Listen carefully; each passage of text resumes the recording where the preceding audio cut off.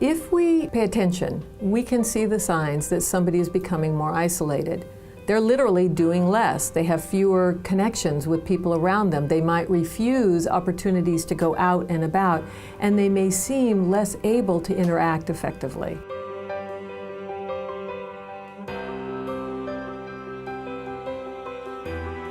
When you say, let's go out, and they go, no, I would rather not go out. That's usually the first one. It's when they start, rejecting invitations.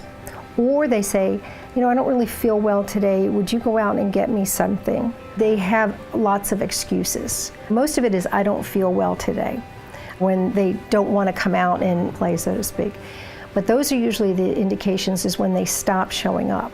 I think that the primary symptom is an unexplained change in very consistent behavior that you've observed over time. And that will work for introverts, extroverts, whatever. So if you understand how they've behaved over a reasonable period of time, and they're now acting differently, that's the trigger. Loss of friends, people move away, people retire, they move away, family members move away for work reasons. Your spouse may die, children may pass away. The longer you live, it's more likely that you may have a child that will pass away. It's really hard to ask somebody, will you come out? Will you join me? A lot of people are afraid to ask because they know they need additional accommodations. They can't maybe hear as well, they don't see as well.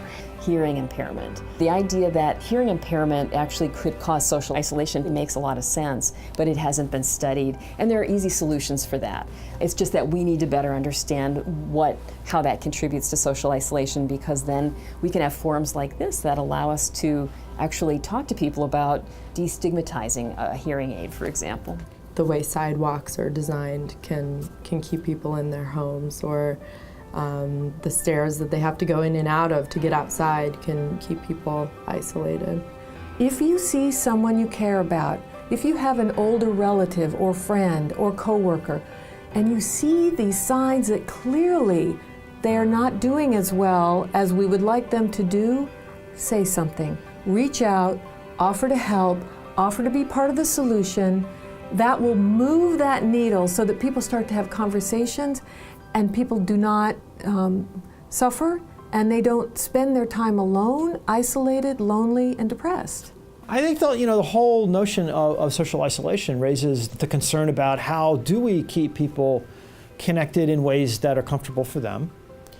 And I also think it's an issue that we're going to need to pay a lot more attention to as the number of people who live alone and are aging continues to increase.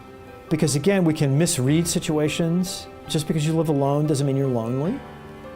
We know that our seniors who are depressed, one of the factors that contributes is they start to feel as if they are a burden to others. They start to feel as if they're no longer needed, they're no longer productive, their families would be better off without them. These are things that people will say as they're contemplating taking their own lives.